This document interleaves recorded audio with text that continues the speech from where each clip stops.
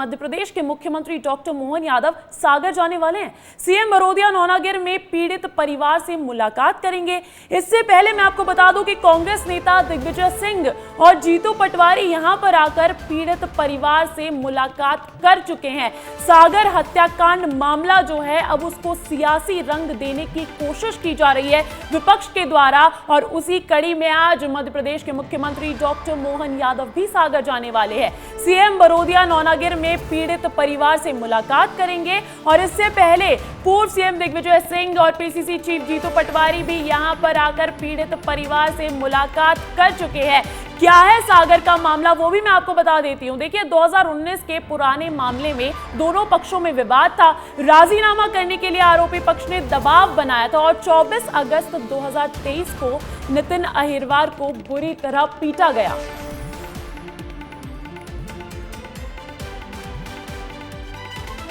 और देखिए सागर में दलित युवती की मौत पर मुख्यमंत्री डॉक्टर मोहन यादव ने बड़ा बयान दिया है। सीएम ने मृतक के परिवार से सहानुभूति जताते हुए कहा कि वे खुद सागर खुरई जा रहे हैं। उन्होंने कहा कि मुझे घटना की जानकारी मिली है, मैं उम्मीद करता हूं कि भगवान सब ठीक करेगा। सुनवाते हैं आपको क्या कुछ कहा है सीएम डॉक्टर मोहन यादव ने। मैं स्वयं जा रहा हूं सागर खुरई में, मुझे जानकारी मिली है। मेरी मृतक परिवार के साथ भी सहानुभूति है और कुल मिलाकर के गांव के लोग मिले तो यह आपस में झगड़ा आगे न हो, ऐसी स्थिति से समझ में आना चाहिए। हमने प्रशासन से भी कहा कि वो मुस्तैदी से पेश आए। तो देखिए आज सीएम डॉक्टर मोहन यादव सागर जाके पीड़ित परिवार से मुलाकात करेंगे। इस खबर पर अधिक जानकारी के साथ जुड़ गए हैं मेरे सहयोगी सूरज तिवारी। सूरज, सागर हत्याकांड के मामले पर सियासत थमने का नाम नहीं ले रही है। आज सीएम पीड़ित परिवार से मुलाकात करेंगे। सबसे पहले तो ये बताइए क्या अपडेट्स हैं उस पर। जी देखिए, निश्चित तौर पर जिस तरह से सागर के यह मामला सामने आया है उसके बाद से लगातार इसमें सियासत बढ़ती जा रही है। अंजलि, पहले दिग्विजय सिंह फिर कल जीतू पटवारी वहां पर गए। जीतू पटवारी ने तो सरकार पर जंगल राज का ही आरोप लगा दिया और बड़े बड़े कहीं ना कहीं आरोप लगाए और जमकर हमला बोला। ऐसे में अब खुद मुख्यमंत्री मोहन यादव सागर के खुरई जाने वाले हैं और जिस गाँव में ये पूरा मामला हुआ है उस दलित परिवार के पास जाएंगे और दलित परिवार से मुलाकात करेंगे। मुख्यमंत्री मोहन यादव ने यहाँ तक भी कहा है कि पीड़ितों को जो भी है सख्त, जिन्होंने भी ऐसा किया है या कोई ऐसी घटना सामने आती है कि जिसके कारण पीड़ित जिन पर आरोप भी लगाए हैं अंजलि, उन पर कई लोगों पर एफआईआर भी दर्ज हुई है। लगातार मुख्यमंत्री मोहन यादव जाएंगे और कहीं ना कहीं सख्त कार्रवाई के निर्देश दिए। विपक्ष ने इसे मुद्दा बना दिया है। पूर्व सीएम दिग्विजय सिंह गए थे, पीसीसी चीफ जीतू पटवारी गए, लेकिन सीएम ने भी संज्ञान लिया है, बराबर हमला भी बोला है, घेरने की कोशिश है विपक्ष की, लेकिन घिरते हुए दिख नहीं रहे हैं सीएम डॉक्टर मोहन यादव। देखिए निश्चित तौर पर चाहे पूर्व सीएम दिग्विजय सिंह हो, चाहे उमंग सिंगार हो, चाहे फिर जीतू पटवारी हो, तमाम जो विपक्ष के बड़े नेता हैं लगातार हमला बोलते आ रहे हैं क्योंकि एक बड़ा मामला है अंजलि। जिस तरह से पहले चाचा की मौत हुई, उसके बाद भतीजी सब वाहन से कूद गई और उसकी भी मौत हो गई। अब इस मामले में पूरी तरह से तरीके से लगातार सियासत गरमा गई। ऐसे मुख्यमंत्री मोहन यादव का जाना कहीं ना कहीं ये देखना होगा कि मुख्यमंत्री मोहन यादव जब दलित परिवार से मिलते हैं तो क्या कहते हैं, क्योंकि सागर के बाद मुख्यमंत्री मोहन यादव को झारखंड भी जाना है। बिल्कुल सूरज, कुछ ही वक्त में सीएम डॉक्टर मोहन यादव सागर पहुंचेंगे। उस पर जो भी अपडेट्स होगी आप बताइएगा, अपडेट्स देते रहिएगा। फिलहाल के लिए बहुत बहुत शुक्रिया आपका। और देखिए सीएम डॉक्टर मोहन यादव की तो हमने बात की, अब बात करते हैं छत्तीसगढ़ के सीएम विष्णुदेव साय की। देखिए छत्तीसगढ़ के सीएम विष्णुदेव साय आज झारखंड दौरे पर रहेंगे। देवघर, पाकुर और शिकारीपाड़ा में करेंगे जनसभा को संबोधित। अगर मैं उनके कार्यक्रम की बात करूं तो सुबह 9:20 पर देवघर के लिए रवाना होंगे। वहीं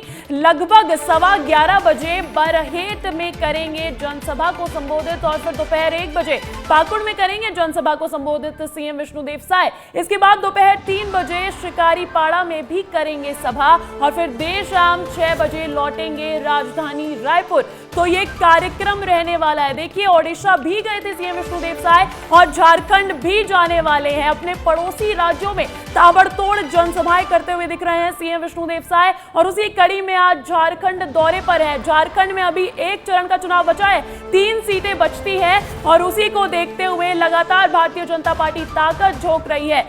देखिए, ओडिशा और झारखंड दोनों ही आदिवासी बाहुल्य राज्य हैं और ऐसे में आदिवासी चेहरा सीएम विष्णुदेव साय लगातार वहां पर प्रचार प्रसार करते हुए नजर आ रहे हैं। आज वो देवघर, पाकुड़ और शिकारीपाड़ा में जनसभा को संबोधित करेंगे।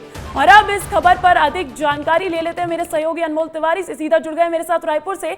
अनमोल, हम देख रहे हैं कि ताबड़तोड़ प्रचार करते हुए दिख रहे हैं, स्टार प्रचारक के तौर पर उभरे हैं सीएम विष्णुदेव साय। आज का उनका जो कार्यक्रम है झारखंड में, उस पर क्या अपडेट्स हैं?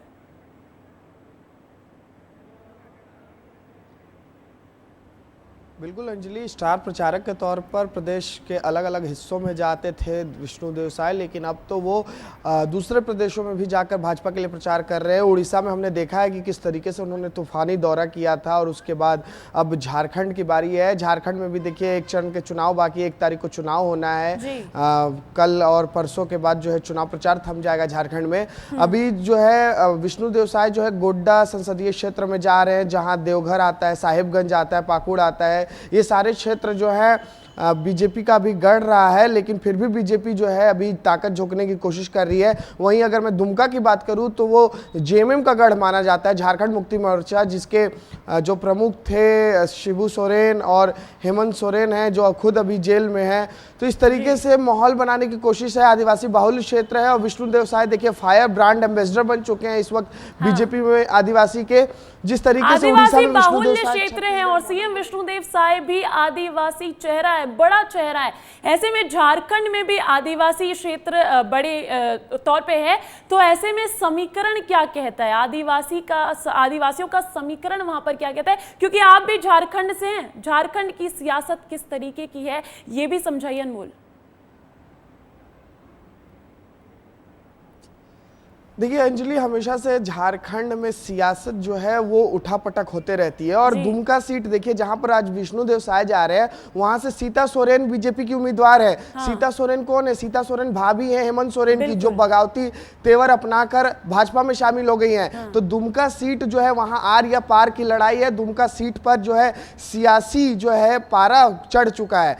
तो अब देखने वाली बात होगी अंजलि कि दुमका सीट भाजपा जीतती है इस बार या फिर जेएमएम बचाने में सफल रहती है, क्योंकि वहां से सीता सोरेन, मैं बार बार कह रहा हूं, ये वही नाम है जो सुर्खियों में बनी रही थी जब भाजपा में ये शामिल हुई थी, क्योंकि ये जेएमएम से जो आते हैं हेमंत सोरेन, उनकी भाभी हैं। बिल्कुल, तो हमने देखा बीते दिनों झारखंड में जो सियासी हलचल रही है उसको देखते हुए भारतीय जनता पार्टी जो है कहीं ना कहीं फायदा उठाती हुई दिख रही है। बहुत बहुत शुक्रिया अनमोल तमाम जानकारी के लिए। खंडवा के पुनासा में विस्तार न्यूज की खबर का असर हुआ है। पुनासा एसडीएम और तहसीलदार प्रभावित किसानों के घर पहुंची। प्रशासन ने देखा राखड़ बांध में उड़ रही है राखड़। प्रभावित किसान के घर बैठकर तहसीलदार ने बनवाया पंचनामा। Madhya Pradesh power generating company के अधिकारियों को प्रशासन देगा नोटिस। एसडीएम परियोजना के अधिकारियों को फटकार लगाकर कहा पानी का छिड़काव जल्द किया जाए। देखिए, विस्तार न्यूज ने प्रमुखता से दिखाई थी राखड़ उड़ने की खबर और अब उसी पर प्रशासन अलर्ट होता हुआ नजर आ रहा है। खंडवा से एक खबर है, खंडवा के पुनासा में विस्तार न्यूज की खबर का बड़ा असर हुआ है। पुनासा एसडीएम और तहसीलदार प्रभावित किसानों के घर पहुंचे। प्रशासन ने देखा राखड़ बांध से उड़ रही है राखड़। प्रभावित किसान के घर बैठकर तहसीलदार ने पंचनामा बनवाया।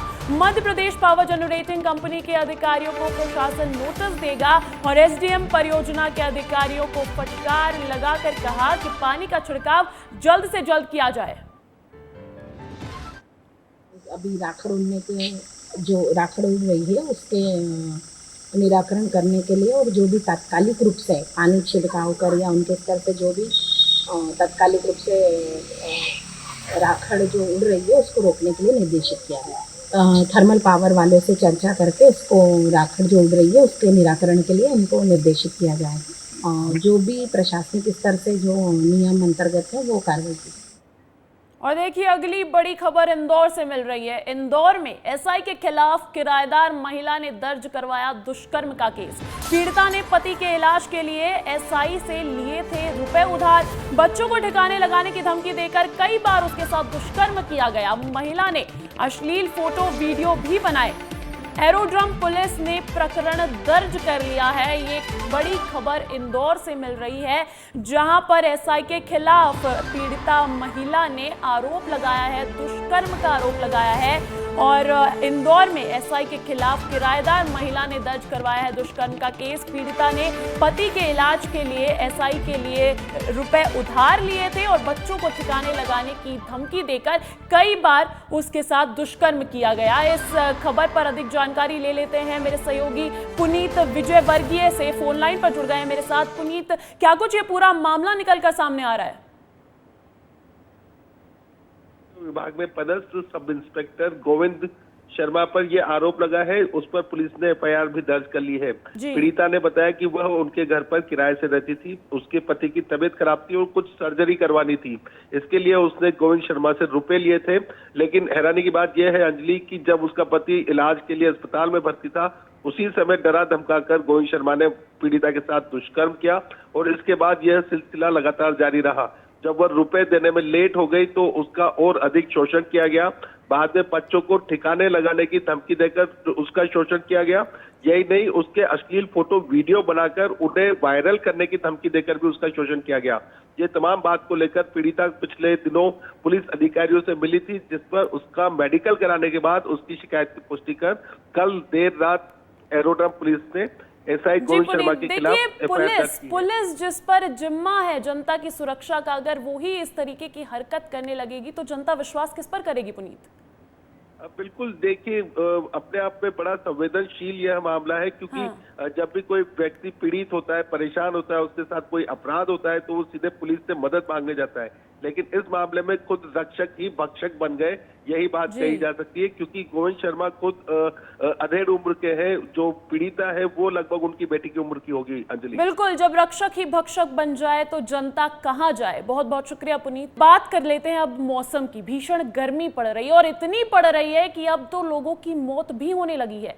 भीषण गर्मी में भी ट्रैफिक पुलिस के जवान चौक चौराहों पर अपनी ड्यूटी निभा रहे हैं, इसलिए ये खबर दिखाना बेहद जरूरी हो जाता है। भोपाल में ट्रैफिक पुलिस के डीसीपी संजय सिंह ने ट्रैफिक पुलिस जवानों के लिए नवाचार किए हैं। ड्यूटी में तैनात जवानों को छाते दिए गए हैं, साथ ही चौराहों पर ठंडे पानी के लिए मटके रखवाए गए हैं। देखिए रिपोर्ट इस पर। आसमान से बरस रही आग ने ऐसा सितम ढाया है कि चारों तरफ लोग गर्मी से बचने के अलग अलग तरीके ढूंढ रहे हैं। और इसी गर्मी के बीच मध्य प्रदेश की राजधानी के प्रमुख चौक चौराहों पर ट्रैफिक पुलिस कर्मियों के लिए ठंडे पानी के मटके भी रखवाए गए हैं और कड़ी धूप से बचाव के लिए छातों की व्यवस्था भी की गई है। मध्य प्रदेश में पड़ रही भीषण गर्मी के बीच कहीं ना कहीं कुछ राहत भरी खबर भी है। राहत इस बात की है, आम आदमी के लिए राजधानी में कोशिश की जा रही है कि उनको ट्रैफिक सिग्नल पर ज़्यादा ना रोकना पड़े। इसके लिए उनको आधा टाइमिंग कर दिया गया है 14 प्रमुख जो चौराहे उन पर। दूसरी बड़ी राहत ये है पुलिस कर्मियों के लिए, जिसमें उनको तमाम खुद को ठीक से रखने, सुरक्षित रखने की व्यवस्था की गई है। इस तरह की छतरियां दी गई हैं, उनको जहां वो ड्यूटी कर रहे हैं वहां ठंडे पानी की व्यवस्था की गई है। ट्रैफिक पुलिस कर्मियों के लिए जिन मटकों की व्यवस्था की गई है उसका उपयोग आम लोग भी कर रहे हैं। डीसीपी ट्रैफिक संजय सिंह का कहना है कि जल्दी ही कुछ वाटर बॉटल्स भी यातायात कर्मचारियों को दी जाएगी, ताकि वे मटकों से ठंडा पानी लेकर अपने साथ जा सकें। ये जब से गर्मी स्टार्ट हुई है तो सबसे पहले तो हमने ये प्रयास किया कि हमारे जवानों को पानी पीने के लिए मिल जाए सुविधाजनक रूप से।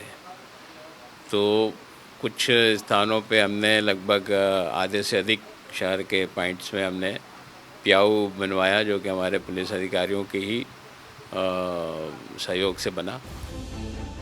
भीषण गर्मी के चलते राजधानी के 14 प्रमुख चौराहों और तिराहों पर ट्रैफिक सिग्नल का समय भी आधा कर दिया गया है। तकनीकी मैकेनिज्म सेट करने के बाद अगले कुछ दिनों में सुबह 11 बजे से शाम 4 बजे तक सिग्नल की टाइमिंग हाफ रखी जाएगी।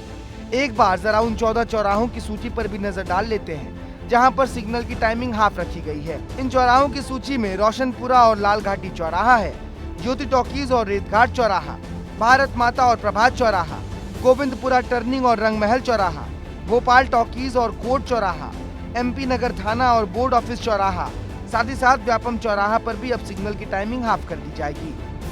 मध्य प्रदेश के ट्रैफिक पुलिस कर्मियों को ड्यूटी के दौरान राहत देने के लिए और भी कई तरह की योजनाएं बनाई जा रही हैं। छत्तीसगढ़ ट्रैफिक पुलिस की तरह धूप से बचाव के लिए इन पुलिस कर्मियों को गोल हैट देने पर भी विचार किया जा रहा है। वहीं दूसरा विकल्प सोलर पंखा वाले हैट का भी है। इसके अलावा इन पुलिस कर्मियों को मौसम के हिसाब से जिला अस्पताल की ओर से मेडिकल दवाइयों वाली किट मुहैया कराने के प्रयास भी किए जा रहे हैं। ब्यूरो रिपोर्ट, विस्तार न्यूज।